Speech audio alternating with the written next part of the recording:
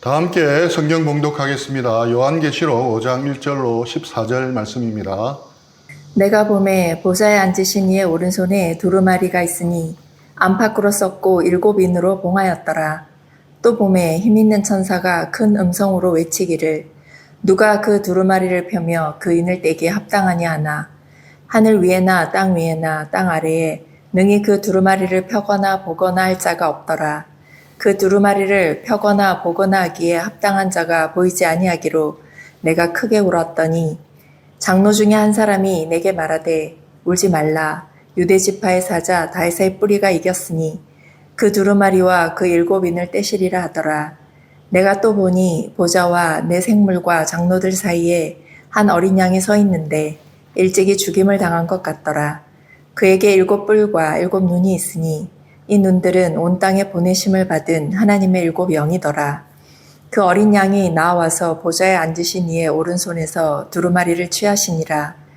그 두루마리를 취하심에 네 생물과 24장로들이 그 어린 양 앞에 엎드려 각각 검은 고와 향이 가득한 금 대접을 가졌으니 이 향은 성도의 기도들이라. 그들이 새 노래를 불러 이르되 두루마리를 가지시고 그 인봉을 떼기에 합당하시도다.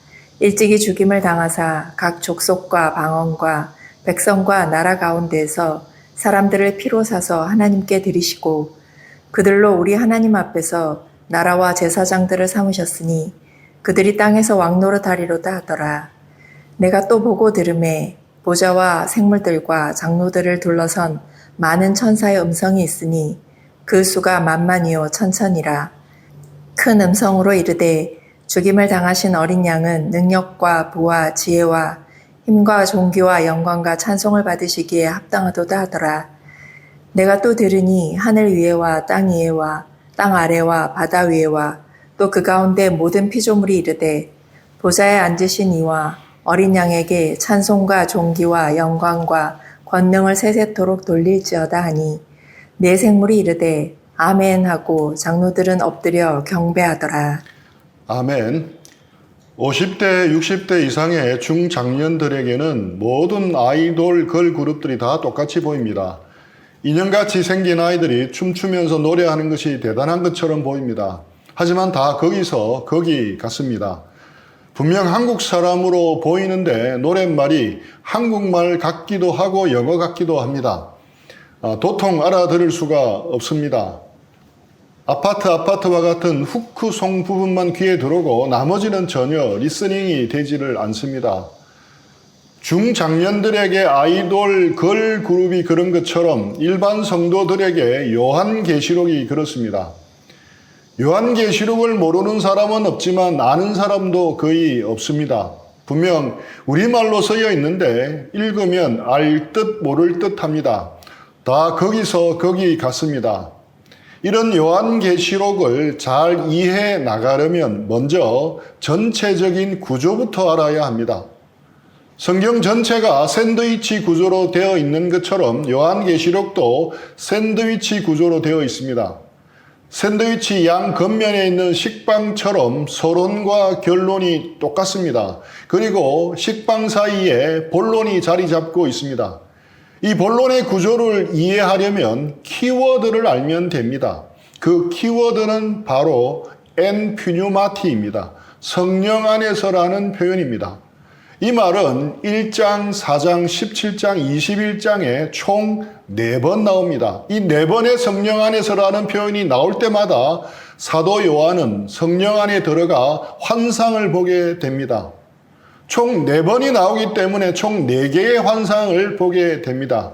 그러니까 요한계시록의 본론 부분은 총 4개의 큰 환상으로 이루어져 있습니다. 1장 8절까지가 서론 부분이고 이어 나오는 1장 9절부터 3장까지는 성령 안에서 본 첫 번째 환상으로 제1환상입니다. 우리가 지금까지 다루었습니다. 3장까지 나오는 제1환상은 무엇입니까? 7 촛대에 대한 환상입니다. 7 촛대는 소아시아 지방에 있었던 7 교회를 의미합니다.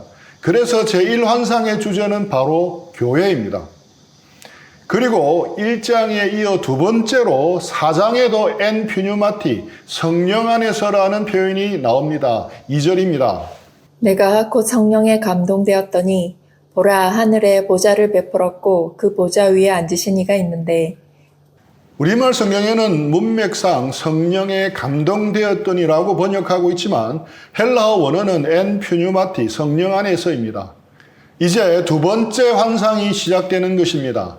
4장부터 16장까지는 두 번째 성령 안에서 본 제2환상입니다. 제2환상에는 세 가지의 7 심판 시리즈가 나옵니다. 인나대의 심판입니다. 인하대가 아니라 인나대입니다. 7 인, 7 나팔, 7 대접 심판에 대한 환상입니다.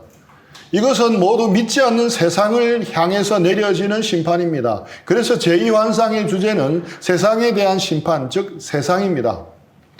이러한 환상을 중심으로 요한계시록의 구조를 간단하게 도식화하면 다음과 같습니다.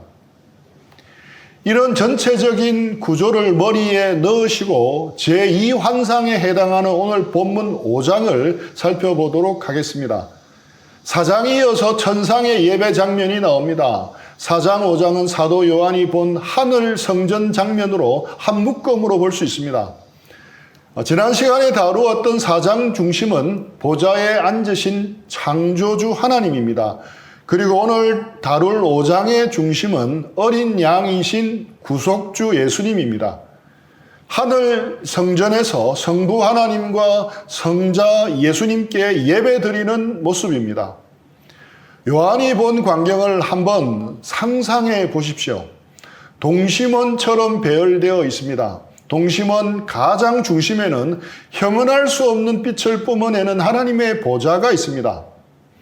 보좌에 앉으신 분의 모습은 마치 벽옥과 홍보석처럼 찬란하고 그 주위를 둘러싼 무지개는 녹보석처럼 영롱한 빛을 발합니다. 그 보좌로부터는 번개와 음성과 우레소리가 터져 나옵니다. 마치 시내산에 강림하셨던 하나님의 위엄이 온 하늘을 진동시키는 듯합니다. 보좌 앞에는 수정처럼 맑은 유리바다가 펼쳐져 있습니다. 보좌를 둘러싼 가장 안쪽 원에는 네 생물이 있습니다. 모든 피조세계를 대표하는 천사들입니다. 그들은 온 피조물을 대신하여 밤낮 쉬지 않고 창조주를 향해서 외칩니다. 거룩하다, 거룩하다, 거룩하다, 주 하나님 곧 전능하시니여. 그 바깥 원에는 24개의 보좌에 앉은 24장로들이 있습니다. 구약의 12지파와 신약의 12사도를 상징하는 구원받은 모든 하나님의 백성을 대표하는 존재입니다. 그들은 왕처럼 보좌에 앉아 면류관을 쓰고 있습니다. 하지만 내 생물의 찬양이 시작되자 망설임 없이 자기 면류관을 벗어 보좌 앞에 던지며 엎드립니다. 그리고 찬양합니다. 우리 주 하나님이여 영광과 존귀와 권능을 받으시는 것이 합당하오니 주께서 만물을 지으신지라. 자신들의 모든 권위와 영광이 오직 창조주 하나님께로부터 왔음을 온몸으로 고백하는 것입니다. 그 다음 동심원에는 천천만만의 천사들이 있고 그 다음으로는 하늘과 땅, 바다의 모든 피조물들이 있습니다. 이들이 동심원 구조로 보좌에 앉으신 하나님과 어린 양께 찬양을 드리며 예배를 드리고 있습니다. 상상이 잘 되지는 않지만 분명 놀랍고도 완전하고도 장엄한 예배입니다. 그런데 요한은 이 예배 가운데 하나의 이상한 점을 발견합니다. 1절입니다. 내가 봄에 보좌에 앉으신 이의 오른손에 두루마리가 있으니 안팎으로 썼고 7인으로 봉하였더라.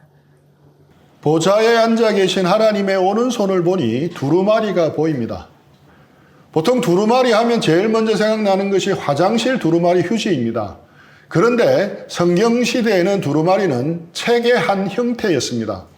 그 두루마리는 보통의 책이 아니었습니다. 매우 특별했습니다. 첫째, 안과 밖으로 글씨가 빽빽하게 쓰여 있었습니다. 에스겔서에 나오는 두루마리와 동일한 두루마리였습니다. 에스겔서 2장 9절로 10절입니다. 내가 보니 보라 한 손이 나를 향하여 펴지고 보라 그 안에 두루마리 책이 있더라. 그가 그것을 내 앞에 펴시니 그 안팎에 글이 있는데 그 위에 애가와 애곡과 재앙의 말이 기록되었더라. 여기서 두루마리 안팎으로 기록된 내용은 바로 애가와 애곡과 재앙의 말이었습니다. 즉 심판의 내용입니다. 이것은 계시록 6장부터 두루마리의 7인이 하나씩 떼어질 때마다 벌어지는 심판을 보면 분명히 알 수 있습니다. 물론 이 책의 내용이 심판만 있는 것은 아닙니다. 심판은 항상 구원과 짝을 이룹니다. 거기에는 하나님의 최종적인 심판과 함께 하나님의 나라가 어떻게 완성될지가 쓰여져 있습니다. 악이 어떻게 심판받을지, 성도들이 어떻게 구원받을지에 대한 모든 내용이 기록되어 있는 것입니다. 하나님의 구속의 역사에 대한 시나리오인 셈입니다. 둘째, 이 두루마리는 7인으로 단단히 봉해져 있습니다. 고대 사회에서 중요한 문서는 봉인하여 그 권위와 비밀을 보장했습니다. 7이라는 숫자는 완전함을 상징합니다. 따라서 7인으로 봉해졌다는 것은 절대 열 수 없도록 완벽하게 봉인되었다는 뜻입니다. 아무도 열 수 없고 볼 수 없었습니다. 이것은 다니엘서 8장과 12장을 배경으로 합니다. 다니엘서 8장과 12장에서는 이 세상 나라가 망하고 영원한 하나님의 나라가 도래할 것을 말하고 있습니다. 그 봉함의 기간은 종말이 오기까지입니다. 오늘 본문 5장에 나오는 7인으로 봉해진 두루마리도 종말이 오기까지는 누구도 알 수 없도록 완전하게 감추어져 있습니다. 그러나 때가 왔습니다. 즉 종말이 오면 7인으로 봉해진 책은 열리게 됩니다. 2절에서 힘있는 천사가 큰 음성으로 외칩니다. 또 봄에 힘있는 천사가 큰 음성으로 외치기를 누가 그 두루마리를 펴며 그 인을 떼기에 합당하냐 하나. 이 질문은 온 우주를 향해 울려 퍼집니다. 하늘 위에나 땅 위에나 땅 아래에 있는 모든 존재를 향한 공개적인 질문입니다. 누가 두루마리에서 인봉을 떼서 하나님의 구원 계획을 펼쳐 보일 자격이 있는가? 누가 이 엉망진창이 된 것 같은 세상을 바로잡고 하나님의 나라를 완성할 수 있는가? 그 결과는 어떠했습니까? 3절입니다. 하늘 위에나 땅 위에나 땅 아래에 능히 그 두루마리를 펴거나 보거나 할 자가 없더라. 아무도 그 두루마리의 인봉을 떼서 펴볼 수 있는 사람은 없었습니다. 천사들도 순교한 영혼들도 아브라함이나 모세나 다윗과 같은 위대한 믿음의 선조들도 감히 나설 수가 없었습니다. 인류가 자랑하는 철학자도 위대한 정복자도 막강한 권력자도 그 누구도 자격이 없었습니다. 온 우주를 샅샅이 뒤졌지만 아무도 없었습니다. 이것이 바로 우리 인간 실존의 비극입니다. 우리는 스스로의 힘으로 구원에 이를 수가 없습니다. 우리의 지혜로 인생의 비밀을 풀 수가 없습니다. 이에 사도 요한은 어떻게 반응합니까? 계시록 5장 4절 말씀입니다. 그 두루마리를 펴거나 보거나 하기에 합당한 자가 보이지 아니하기로 내가 크게 울었더니. 요한은 그냥 운 것이 아닙니다. 크게 울었습니다. 헬라어 원문은 그가 통곡하며 소리내어 울었음을 보여줍니다. 여러분 한번 상상해 보십시오. 사도 요한은 마지막 남은 사도였습니다. 그는 로마 황제 앞에서도 끓는 기름가마 앞에서도 두려워하지 않았던 사람입니다. 그런 강철 같은 사도가 지금 하늘 보좌 앞에서 엉엉 울고 있습니다. 모든 것이 무너진 듯 통곡하고 있습니다. 도대체 왜 울었겠습니까? 그의 눈물은 절대 나약함의 눈물이 아니었습니다. 그것은 목자의 눈물이었습니다. 그는 평생 교회를 돌본 목자였습니다. 그의 눈에는 고난받고 있는 성도들의 얼굴이 보였습니다. 세상과 타협하며 무너져가는 교회들의 모습이 떠올랐습니다. 이 두루마리만이 그들에게 줄 수 있는 유일한 희망이었습니다. 그런데 그 희망의 문이 굳게 닫혀버린 것입니다. 사랑하는 양들을 위해 아무것도 해줄 수 없는 목자의 마음이 무너져 내린 것입니다. 성도들을 위한 뜨거운 눈물이었습니다. 또 그는 하나님의 약속을 평생 붙들고 산 선지자였습니다. 이 두루마리는 아브라함부터 이어져 온 그 모든 약속의 완성이었습니다. 만약 이 책이 열리지 않는다면 하나님의 위대한 역사는 실패로 끝나게 됩니다. 하나님의 이름이 땅에 떨어지고 악이 승리할지도 모른다는 두려움이 그를 덮쳤습니다. 하나님의 영광을 위하는 애타는 통곡이었습니다. 바로 그 가장 깊은 절망의 자리에서 가장 위대한 희망이신 분이 등장합니다. 우리의 눈물이 있는 곳에서 주님의 이야기는 시작됩니다. 형제 자매님, 최근에 이렇게 크게 소리내어 엉엉 울어보신 적이 있습니까? 나 자신의 무능함 앞에서, 나의 형편없는 죄된 모습 앞에서, 도저히 해결할 수 없는 문제 앞에서, 소망이 완전히 끊어진 것 같은 절망의 터널 안에서 이렇게 통곡해 본 적이 있으십니까? 나의 힘으로는 아무것도 할 수 없다고 느끼는 그 자리, 바로 그 절망의 가장 깊은 골짜기에서 우리는 비로소 하늘로부터 오는 위로의 음성을 듣게 되는 것입니다.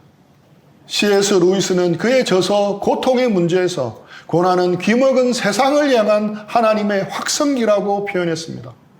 우리가 즐거울 때는 하나님이 속삭이십니다. 하지만 우리가 고난 가운데 있을 때, 절망 가운데 있을 때는 확성기로 말씀하시듯 외치시는 것입니다. 요한이 통곡하고 있을 때 한 장로가 다가와서 말합니다. 5절입니다. 장로 중에 한 사람이 내게 말하되 울지 말라. 유대 지파의 사자 다윗의 뿌리가 이겼으니 그 두루마리와 그 7인을 떼시리라 하더라. 울지 말라. 절망의 한복판에서 소망의 빛이 비추기 시작합니다. 장로는 두루마리를 열 자격자를 소개합니다. 그의 이름은 유다 지파의 사자요 다윗의 뿌리입니다. 이것은 구약 성경 전체가 예언하고 기다려온 메시아의 칭호입니다. 창세기 49장에서 메시아가 유다 지파의 사자로 오신다고 예언되어 있습니다. 이사야 11장에서는 메시아가 다윗의 뿌리, 다윗의 후손으로 오신다고 예언되어 있습니다. 사자는 왕의 권위, 왕의 힘, 승리를 상징합니다. 다윗의 뿌리는 다윗의 왕통을 이은 영원한 왕이심을 의미합니다. 그분이야말로 봉인된 두루마리를 열기에 합당하신 분이라고 장로는 선포합니다. 요한은 눈물을 멈추고 고개를 듭니다. 포효하는 위험 있는 사자와 같은 모습을 기대했을 것입니다. 그런데 그의 눈에 보이는 것은 무엇이었습니까? 6절은 요한계시록 전체 심장과도 같은 말씀입니다. 내가 또 보니 보좌와 내 생물과 장로들 사이에 한 어린 양이 서 있는데 일찍이 죽임을 당한 것 같더라.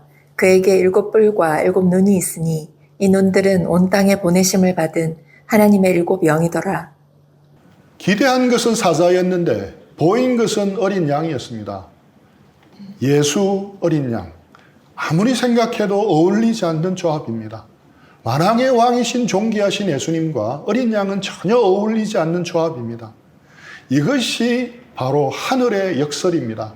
이것이 바로 복음의 신비입니다. 세상은 힘으로 이긴다고 말합니다.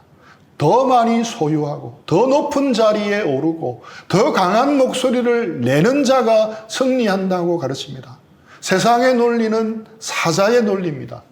그러나 하늘의 논리는 정반대입니다. 하늘의 승리는 어린 양의 논리를 따릅니다. 가장 낮은 곳으로 임하는 섬김을 통해 승리합니다. 아낌없이 자기를 내어주는 희생을 통해 승리합니다. 자기를 부인하고 십자가의 죽으심을 통해 승리하는 것입니다. 우리는 어떤 존재입니까? 계시록 14장에 나오는 말씀처럼 어린 양이 어디로 인도하든지 따라가는 자들입니다. 그렇다면 어린 양 예수님을 따라가는 우리는 어떻게 해야 합니까? 어떻게 인생의 스탠스를 잡아야 하겠습니까? 어린 양의 존재 자체가 우리에게 던지는 메시지입니다. 그런데 요한이 본 어린 양은 그냥 평범한 양이 아니었습니다. 두 가지 특별한 모습이 있었습니다. 첫째, 일찍 죽임을 당한 것 같더라는 것입니다. 헬라어 원어로는 제물로 바쳐지기 위해 목이 베인 잔인하게 살해된 상태를 묘사하는 표현입니다. 어린 양의 몸에는 십자가의 상흔이 그대로 남아 있었습니다. 그 상처는 패배의 흔적이 아니라 승리의 훈장이었습니다. 둘째, 그 어린 양에게는 7뿔과 7눈이 있었습니다. 7뿔은 완전한 권세, 전능하신 능력을 의미합니다. 7눈은 모든 것을 아시는 완전한 지혜, 전지하심을 의미합니다. 이 7눈은 온 땅에 보내심을 받은 하나님의 7영, 즉 성령님이라고 말씀합니다. 죽임을 당하신 어린 양은 더 이상 무력하지 않습니다. 부활하셔서 완전한 힘과 완전한 지혜로 온 우주를 다스리십니다. 지금 이 시간도 성령님을 통해 우리 삶 가운데 함께 하시며 모든 것을 감찰하고 계십니다. 가장 연약한 모습으로 죽으셨지만 가장 강력한 권세로 다스리시는 분이십니다. 사자이신 동시에 어린 양이신 예수님은 가장 놀라운 역설의 왕이십니다. 7절입니다. 그 어린 양이 나와서 보좌에 앉으신 이의 오른손에서 두루마리를 취하시니라. 그분이 7절에서 마침내 보좌에 앉으신 이의 오른손에서 두루마리를 취하십니다. 온 우주가 숨죽여 지켜보는 순간입니다. 인류 역사의 주도권이 구원의 계획이 마침내 합당한 분에게 넘겨지는 장엄한 순간입니다. 그 순간 하늘에서 어떤 일이 벌어졌겠습니까? 어린 양이 두루마리를 취하시자 정적은 깨어지고 온 우주적인 예배가 폭발합니다. 8절입니다. 그 두루마리를 취하심에 네 생물과 24장로들이 그 어린 양 앞에 엎드려 각각 검은고와 향이 가득한 금 대접을 가졌으니 이 향은 성도의 기도들이라. 네 생물과 24장로들이 어린 양 앞에 엎드립니다. 그들의 손에는 각각 금은고와 향이 가득한 금 대접이 들려 있습니다. 금은고는 찬양을, 금 대접에 담긴 향은 성도들의 기도라고 말씀합니다. 이 장면을 놓치지 마십시오. 우리가 이 땅에서 드리는 기도가 때로는 응답이 없는 것 같다고, 허공에 흩어지는 것 같다고 느껴집니다. 하지만 우리의 기도와 탄식이 하늘 보좌 앞 금대접에 하나도 빠짐없이 소중하게 담겨 있습니다. 그리고 어린 양께서 역사의 두루마리를 여시는 바로 그 결정적인 순간에 우리의 기도가 아름다운 향기가 되어 함께 올려지고 있습니다. 그러니 낙심하지 말고 기도하십시오. 우리의 기도는 결코 헛되지 않습니다. 하늘의 역사에 동참하는 가장 강력한 능력입니다. 그리고 그들은 드디어 새 노래를 부르기 시작합니다. 9절 10절입니다. 그들이 새 노래를 불러 이르되 두루마리를 가지시고 그 인봉을 떼기에 합당하시도다. 일찍이 죽임을 당하사 각 족속과 방언과 백성과 나라 가운데서 사람들을 피로 사서 하나님께 드리시고 그들로 우리 하나님 앞에서 나라와 제사장들을 삼으셨으니 그들이 땅에서 왕노릇하리로다 하더라. 왜 이 노래가 새 노래이겠습니까? 구약시대의 노래는 오실 메시아에 대한 기대와 소망의 노래였습니다. 그러나 이 노래는 마침내 성취된 구속의 역사에 대한 감사와 감격의 노래이기 때문입니다. 이 노래의 가사는 명확합니다. 어린 양이 인봉을 떼기에 합당하신 이유를 세 가지로 노래합니다. 첫째, 일찍이 죽임을 당하셨기 때문입니다. 둘째, 사람들을 피로 사서 하나님께 드리셨기 때문입니다. 셋째, 우리를 나라와 제사장으로 삼으셨기 때문입니다. 이 새 노래가 울려 퍼지자 찬양의 동심원은 점점 더 넓게 퍼져 나갑니다. 11절, 12절입니다. 내가 또 보고 들음에 보좌와 생물들과 장로들을 둘러선 많은 천사의 음성이 있으니 그 수가 만만이요 천천이라. 큰 음성으로 이르되 죽임을 당하신 어린 양은 능력과 부와 지혜와 힘과 존귀와 영광과 찬송을 받으시기에 합당하도다 하더라. 수만 수천의 천사들이 더 큰 음성으로 화답합니다. 죽임을 당하신 어린 양은 능력과 부와 지혜와 힘과 존귀와 영광과 찬송을 받으시기에 합당하도다. 7가지 완전한 찬양을 오직 어린 양께 올려드립니다. 여기서 그치지 않습니다. 마지막으로 13절에서는 하늘과 땅 아래와 바다 위에 있는 모든 피조물이 이 대합창에 참여합니다. 천상에서 이루어지는 어마어마한 스케일의 코러스입니다. 13절입니다. 내가 또 들으니 하늘 위에와 땅 아래와 바다 위에와 또 그 가운데 모든 피조물이 이르되 보좌에 앉으신 이와 어린 양에게 찬송과 존귀와 영광과 권능을 세세토록 돌릴지어다 하니. 보좌에 앉으신 이와 어린 양에게 찬송과 존귀와 영광과 권능을 세세토록 돌릴지어다. 죄로 인해 신음하던 모든 피조물들이 마침내 참된 왕을 발견하고 그분께 경배를 드리는 것입니다. 내 생물이 아멘하고 화답하고 장로들은 엎드려 경배하며 이 위대한 천상의 예배는 절정에 이릅니다. 요한의 통곡으로 시작되었던 5장은 온 우주와 함께 부르는 영광스러운 코러스로 끝을 맺습니다. 슬픔이 변하여 기쁨이 되고 절망이 변하여 찬송이 되는 위대한 반전입니다.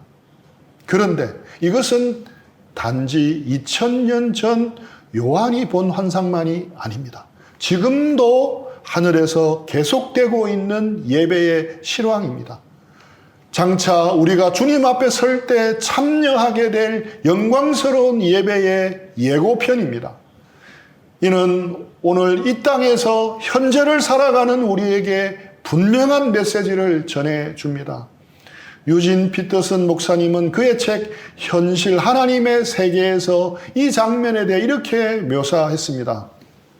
요한계시록의 중심 이미지는 보좌에 앉은 어린 양이다. 권력의 중심에 자리 잡은 희생적인 사랑이다. 이것이 현실의 핵심이다. 힘의 자리에 통제센터에 어린 양이 계시다. 이것이 현실의 핵심이다. 유진 피터스 목사님은 이것이 미래의 핵심이라고 말하지 않았습니다. 지금 현재 현실의 핵심이라고 강조합니다. 세상의 중심, 역사의 중심, 여러분 인생의 중심에는 죽임 당하신 어린 양이 계십니다. 그분이 모든 것을 다스리고 계십니다. 여기서 우리는 2가지 메시지를 들어야 합니다. 첫째, 절망의 자리에서 눈을 들어 어린 양을 바라보십시오. 혹시 여러분의 인생이 굳게 닫힌 두루마리처럼 느껴지지는 않습니까? 아무도 나의 문제를 해결할 수가 없고 아무도 내 마음을 알아주지 못한다고 생각하며 홀로 울고 계시지는 않습니까? 울지 말라고 합니다. 그리고 고개를 들라고 하십니다. 세상의 힘을 상징하는 사자가 아니라 우리를 위하여 죽임당하신 어린 양 예수 그리스도를 바라보십시오.